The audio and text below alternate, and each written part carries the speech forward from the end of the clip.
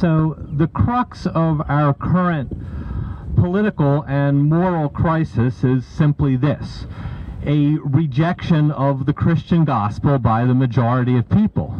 And this has been going on for 2,000 years. I mean, it isn't like people have suddenly woke up and decided that they don't want to listen to what Jesus had to say.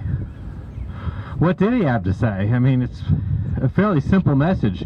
Love your neighbor. Do unto others as you'd have them do unto you. Give to anyone who asks. And we live in a world that rejects that message, that says, I'm not going to feed you unless you give me money. I'm not going to house you unless you give me money. And this isn't socialism. This isn't government ownership of the means of production. This is a lifestyle we're taught to be loving and caring to one another. That's the way of God. People don't like it. People don't want to hear it. People want to hear, even if in the churches, they want to hear that we'll do these things some of the time.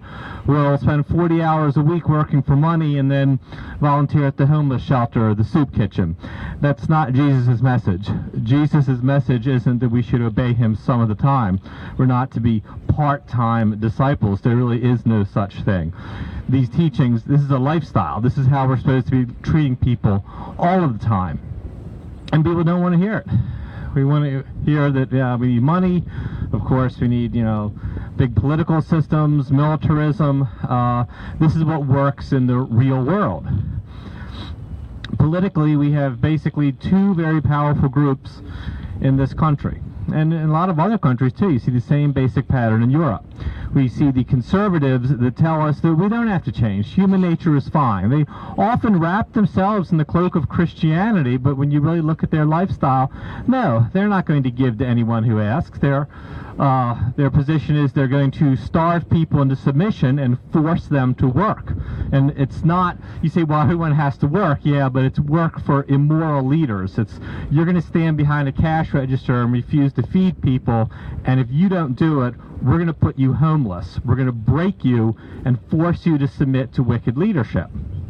Then you got the other group, the progressives, the socialists. They're going to fix everything with a government program, and they don't want to hear any religion at all. They want religion just purged out of human society. Well, we see what we get when we purge religion out of human society. We got a cynical, secular world where people just, take care of their own self-interest. The problem that we're facing here in this country is that it sure looks like the majority of people have rejected the Christian gospel. They either want to hear the sham Christianity of the conservatives or the, big government agnosticism of the liberals. And if this continues, quite simply, what's going to happen is democracy is going to fail. Oh, it's not going to fail because, there's going to be some military disaster, but ultimately people are going to look at this system of government and say, no, you can't put the masses of people in control of a society. The masses of people are selfish. They're immoral. You're going to get a society based on forced labor for wicked leaders who are defiant of God.